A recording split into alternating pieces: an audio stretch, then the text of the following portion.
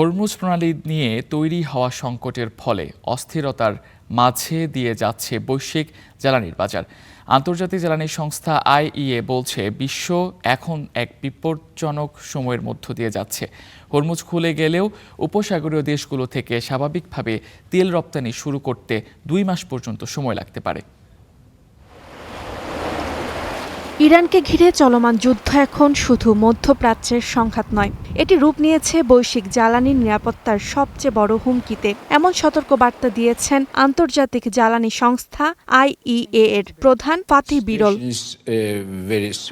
বিশ্ববাজারে জ্বালানি সরবরাহের একটি বড় অংশ নির্ভর করে হরমুজ প্রণালীর উপর, কিন্তু ফেব্রুয়ারির শেষ দিকে যুক্তরাষ্ট্র ইসরায়েলের হামলার পর ইরান কার্যত এই গুরুত্বপূর্ণ সমুদ্রপথটি বন্ধ করে দিলে বিশ্বজুড়ে তেল সরবরাহে তৈরি হয় এক নজিরবিহীন অচল অবস্থা।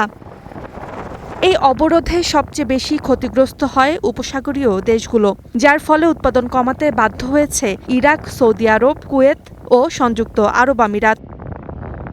সরবরাহ সংকটে যুদ্ধ চলাকালীন মার্চ মাসে বিশ্ববাজারে অপরিশোধিত তেলের দাম 64% বেড়ে বিক্রি হয় ব্যারেল প্রতি $118।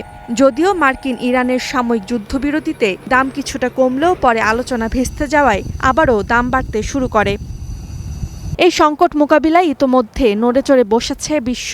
আন্তর্জাতিক জ্বালানি সংস্থার সদস্য দেশগুলো মিলে 6500টিরও বেশি জ্বালানি নীতিমালা গ্রহণ করেছে। পাশাপাশি দেশগুলোকে মজুত না বাড়িয়ে বাজারে সরবরাহ বজায় রাখার আহ্বান জানিয়েছে আন্তর্জাতিক জ্বালানি সংস্থা। Roksana Rimi, star news.